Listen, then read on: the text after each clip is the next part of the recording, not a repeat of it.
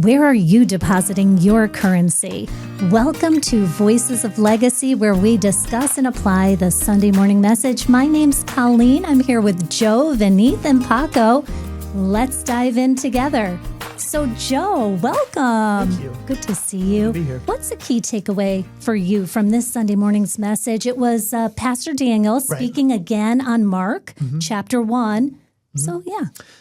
Well, I would say the very first point about where is the kingdom, like in your home? Are you operating from a place of depletion? And if you have so much constant activity, what I took away from it is that will your worship feel more technical versus actually sitting with God? So that's what my initial takeaway is. How do you feel like you've had a week? We were talking before the podcast. You were invited to even go and lead worship at another place. That's something you do. Right. So you're gifted with guitar skills. You go and you lead worship. That's right. So this must have hit a little bit differently for you, what you just shared. For anybody listening right now, there was a lot of weather and ice and storms just that came about and was just the rest that I needed because I was operating from a lot of activity with learning a lot of songs. And luckily, the worship was postponed to a different time. So I was able to get caught up on my schoolwork and actually not do the technical worship that is for later, but more just sitting with God while the storm was brewing outside. Yeah. And, I find that is a great place to start making deposits. I have this vision of a piggy bank. We all have a piggy bank, and we make deposits, and sometimes we also make withdrawals. And depending on our capacity at certain points in time, our piggy bank might be a little depleted, and we need to make those deposits for ourselves. And it looks different for everybody, but, it's something that we can discern on a regular basis. Vineeth, we're going to go over to you. I see you're thinking about stuff. What's on your mind? I was trying to weave the message, right? So that, Pastor Eric and Pastor Daniel have been talking through the book Mark, right? So they talked about the authority of Jesus, right? So basically that Jesus is king. And then they talked about the authority that Jesus has, especially over the spiritual. And the third piece was what he was talking about now was, how do you make that practical in your life, in your everyday life, right? And frankly, this is an area that I have struggled with, right? So I've gone up and down in this whole aspect, right? And it goes back to the piggy bank. When the piggy bank's full, I was okay. When the piggy bank is empty, I struggle with it, right? I sometimes ask God, where are you? I know that you died for me on the cross. I know you did this for all of human beings. But sometimes I feel like you're not there. When I'm talking to you, why am I feeling like it's hitting the wall? And some of the things that Pastor Daniel mentioned, I think helps us with creating that intimacy, right? Back with how do you fill the piggy bank? So there's this example, and I don't know if I've shared this here or not before. There's one time I was feeling like, and this is in church, right, when the worship team was singing. I was feeling like, in my previous church, and this is a few years back, I felt like I was serving a lot, and in this church, I'm not feeling like I'm serving, and that's not the church's fault. It's more, my piggy bank is empty, so I'm not serving. Yeah. And I was feeling kind of sad for myself, right? And just as I was thinking that thought, right, literally maybe 5 seconds, 6 seconds in, Pastor Daniel comes and he knocks on me and he says, "Hey, I'll be right after me talking. I want you to help me with some props, taking it back in." Yeah. And I was like, you know what? Even that little thought where I was feeling like I was not serving in church, God heard that. And he's like, you know what? I'm going to give you something to do, right? Yes. And he was right there, and I had something to do. And I went back and I told God, I know that you have me on my mind. You care for me. It's not just the big message, the cross, the salvation. Yeah. But it's also those little thoughts. And then he adds back into your piggy bank. And that's where the intimacy thing comes into play, right? Yeah. And so that's what I took away. Like, how do you practice that presence? How do you practice the intimacy?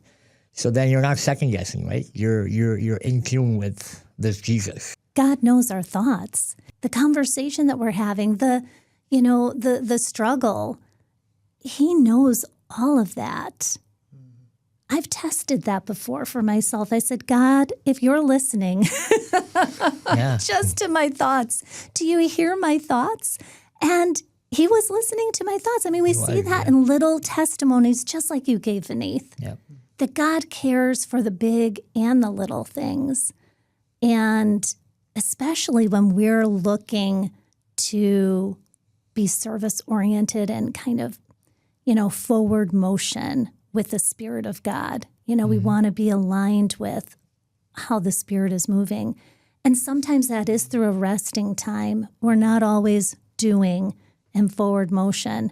It depends on, it could be a minute by minute, day by day, season by season. Some seasons last a lot longer too. Paco, what were some of your takeaways from Sunday? Oh, my takeaways from Sunday. Well, a lot of good stuff here tonight. What Vineeth was talking, I can identify with what he was saying. When I get into those modes on, am I doing this right? Where's, what's, but that's all me. Then it gets back to, we serve the God that's most high, creator of the universe. Yeah. Like you said, he can hear our thoughts. His love is just surpasses anything. In the book of Mark, and as I'm going through the Bible, I said, back in the time, people were with Jesus. They were with him, walking with him, seeing these miracles, and still having doubt. When they're in the boat, and Jesus is sleeping, we're going to perish. Ye a little faith. What you don't believe this? What's going? So I'm not going to beat myself up for being a little down and feeling like I'm having a lack of faith. And the disciples that were right there walking with Jesus question sometimes what's going on. So They sure did. So I'm just grateful that I'm chosen. I believe, Yes. and I see him working every day. And more every day. And the 21 days of prayer started, and I'm still doing it every morning. They continued it, so that's good. That rhythm and that sense of what really is working for you on a spiritual level too. And for you, it was, I'm going to keep on this prayerful attitude and behavior in the morning. And that starts off your day in a different aspect. It gives your mind somewhere else to really focus on and start off your day really well. Sometimes when life is hitting us at all sides, that disrupts some of those healthy habits and behaviors and attitudes that we have. And that's when we kind of retreat back and say, okay, Lord, I have this little bit of time here today. How can I refocus and recenter and rededicate and rediscern where I need to be right now? I had a few things happen to me this week. We were sharing earlier off camera, and I felt like, my whole week went by. I didn't know where it went, honestly. I went into my refrigerator. I said, where's the food? It's gone. I didn't even remember, when did I last cook my breakfast on the stove? It just flew by where it was autopilot. Yeah. And I yearned for getting back to those routines that support me in a positive way, that support my spiritual relationship with the Lord, that support me with my family too. I felt very disconnected. That was one part of the message this week, was about how this ties into family. Anybody have any thoughts on that? When he was saying, the ministry at home, big kids at home, I kind of smiled. I was like, give myself a little pat on the back, because I tell my son I'm proud of him all the time. I love you all the time. Good job all the time. So important. So I kind of smiled. I was like, okay, I'm doing a pretty good job. Even though I'm unmarried at the moment and currently living on my own, which has its perks, the connection piece of that, when you're not with your immediate or your extended family right now, it can kind of take a toll. And I really think of the last point that Pastor Daniel brought up of the leper, because here we have a man that is without touch, Yes. without connection, just completely ostracized. And we have so many people in this day and age that just are without that connection. You know, you could easily just go to the grocery store and order something online and never interact with a single human being again. It's just, that's how 2026 is Yes. in America. But I'm very, very fortunate that I'm able to extend those words of affirmations to my current relationship, to my family members, and my nieces and nephews, and to my future kids as well. Just teaching me that as Jesus, how did he affect the leper?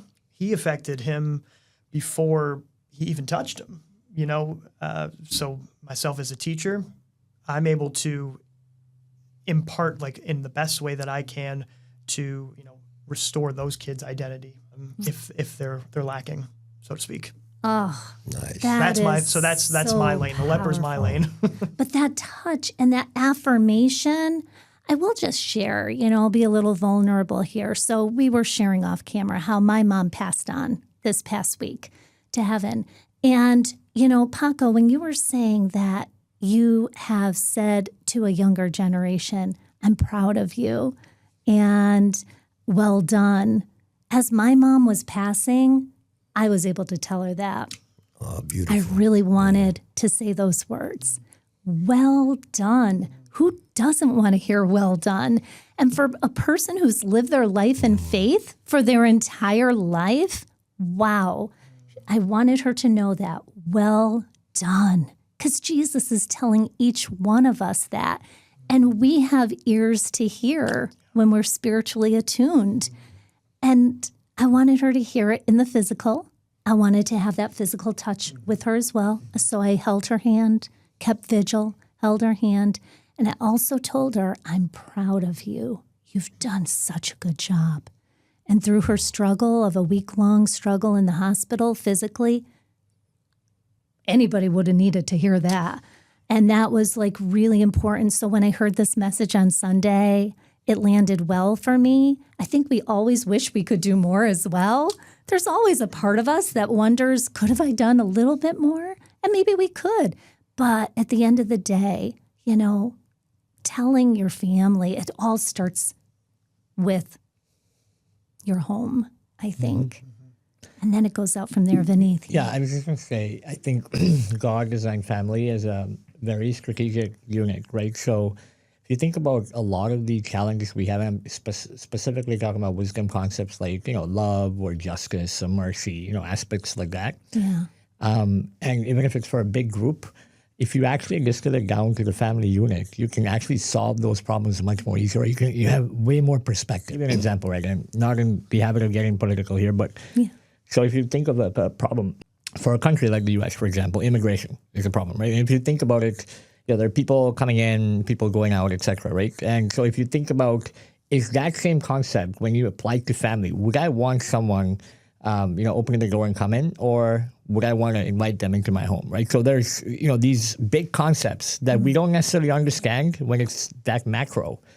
It's simplified when you look at it from a family unit perspective because it's much more easier to understand. And even within the family itself, you see how you practice concepts like love and justice and have mercy and forgive, right? And if you think about it, the Trinity itself is a family. All these concepts were already being practiced within that unit. If you think about a one God model, right? Yeah.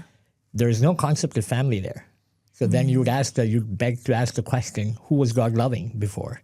Who was God being just with? Who was he forgiving before? You have to have a concept of a family that you can then replicate within human beings, which is then a strategic unit that, you know, is multiplicated, and, you know, now we're doing it this way, right? Which is, so within that, you have to practice all these aspects before, you know, we act as a community and do better. The importance of family, the importance of affirmation, the importance of spiritual discernment, checking in on your capacity, knowing when to refill your piggy bank, and then make those withdrawals and share those with your family first, and then the people around you in your sphere of influence.